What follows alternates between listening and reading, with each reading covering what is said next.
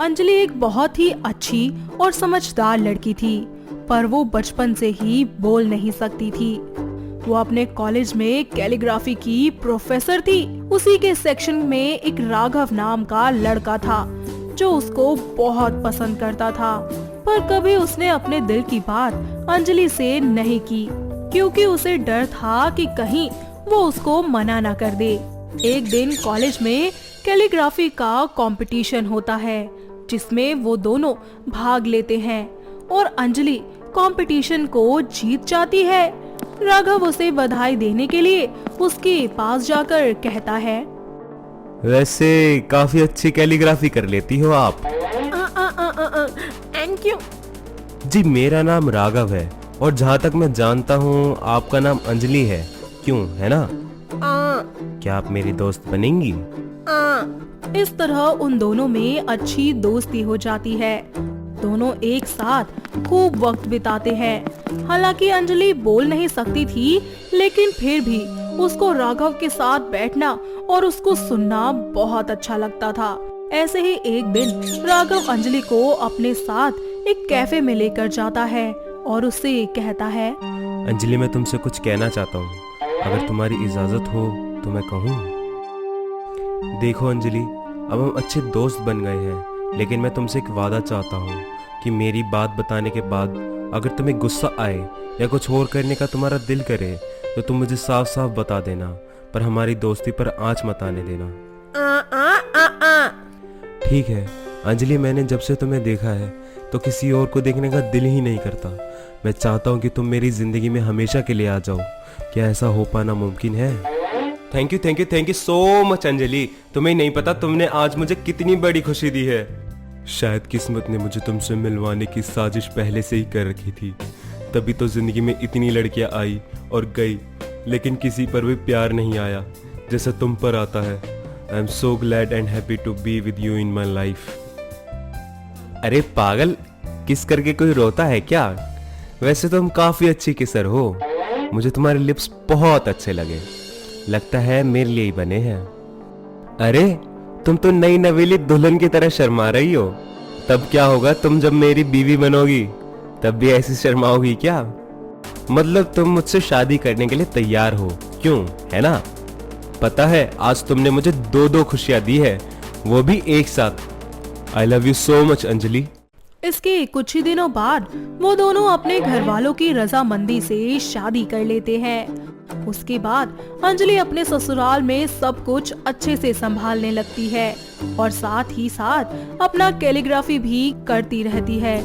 लेकिन उसकी सास उसे अपना नहीं पाती, क्योंकि उसकी सास को सर्वगुण संपन्न बहू चाहिए थी, न कि कोई गूंगी बहू। एक दिन अंजलि अपने कमरे में कैलीग्राफी कर रही होती है तो उसकी सास उससे कहती है, अरे फटी बांसुरी, क्या करती रहती है तू पूरा दिन घर में, और कोई काम धाम नहीं है क्या तुझे? आरा आम ओ या। अरे क्या आ ई ई उ ऊ लगा रखा है तूने, मेरे तो कुछ पल्ले ही नहीं पड़ रहा। अंजलि अपनी सास को समझाने की बहुत कोशिश करती है, लेकिन वो समझने को तैयार ही नहीं होती और उसको बस जलील करती रहती है। बेचारी अंजलि कुछ कह तो नहीं सकती थी और ना ही कुछ बोल सकती थी, बस उसके ताने और गालियां सुनती रहती थी। एक रात दुलारी घर का दरवाजा बंद करना भूल जाती है और दो चोर घर में घुस जाते हैं, तो वहीं अंजलि और दुलारी को उनकी कोई भनक तक नहीं पड़ती और वो दोनों चोर सामान को इधर उधर रखना शुरू कर देते हैं, जिससे काफी आवाज होने लगती है और दुलारी को ये लगता है कि अंजलि चोरी चोरी रसोई में से कुछ खाने गई है, तो वो उसे देखने के लिए रसोई की तरफ जाती है। ऐसे में चोर उसको देख लेते हैं और उसे पकड़ लेते हैं। वो अपने आप को बचाने की बहुत कोशिश करती है, लेकिन वो दोनों उसके हाथ पैर बांधकर उसे वहीं बिठा देते हैं और फिर अपने काम में मशगूल हो जाते हैं। तभी वहाँ अंजलि आती है और ये सब होता देखकर वो दुलारी को बचाने की कोशिश में लग जाती है। अंजलि थोड़ी दूरी पर खड़ी होकर अजीब अजीब सी आवाजें निकालने लगती है जिससे वो दोनों चोर डर जाते हैं और सारा सामान छोड़कर वहाँ से दुम दबाकर भाग जाते हैं। और फिर वो दुलारी के पास आकर उसके हाथ पैर खोल देती है, जिस पर दुलारी उससे कहती है, अच्छा हुआ बहू जो तूने उन चोरों को यहाँ से भगा दिया, वरना आज तो सारा घर ही खाली हो जाता। मैंने कितना बुरा भला कहा इसको, लेकिन फिर भी इसने मेरी जान बचाने के लिए 1 सेकंड की भी देरी नहीं की। मैं कितनी बुरी हूँ। मैंने कुछ नहीं किया। इतना सब होने के बाद दुलारी को अपनी गलती का एहसास होता है और वो अपनी बहू अंजलि से माफी मांगती है। साथ ही उसे अपनी बहू के रूप में स्वीकार भी कर लेती है। इतना ही नहीं, अब वो उसे जलील करना भी बंद कर देती है और उसके काम में उसकी मदद भी करती है। साथ ही उसे एक माँ की तरह प्यार भी करने लगती है। दुलारी अब उसकी कैलीग्राफी को भी पसंद करने के साथ साथ उसे प्रोत्साहित करती है। कुछ ही दिनों बाद दुलारी को पता चलता है कि उनके शहर में कैलीग्राफी का कंपटीशन होने वाला है, तो वो ये बात तुरंत जाकर अपनी बहू अंजलि को बताती है। ओह सुन, मैं तुझे कुछ जरूरी बात बताना चाहती हूँ। अरे तू ये जो चित्रकारी करती रहती है ना, उसका कंपटीशन का आयोजन शहर में अगले हफ्ते में हो रहा है। तो तू एक काम कर, मेरे साथ चल, मैं तेरे साथ फार्म भरवा देती हूँ उसका। मुझे नहीं करने की। अरे नहीं नहीं बहू, तुझे ये करना ही होगा। अरे तू इसी के लिए बनी है। दुलारी अंजलि को अपने साथ उस कंपटीशन में भाग लेने के लिए वहाँ का फॉर्म भरने चली जाती है और उसका नाम भी लिखवा देती है।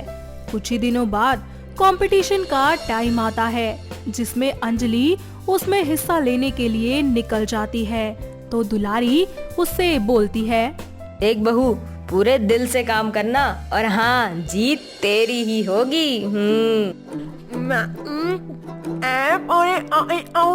अरे तुझे कोशिश नहीं करना, तुझे जीतना ही है।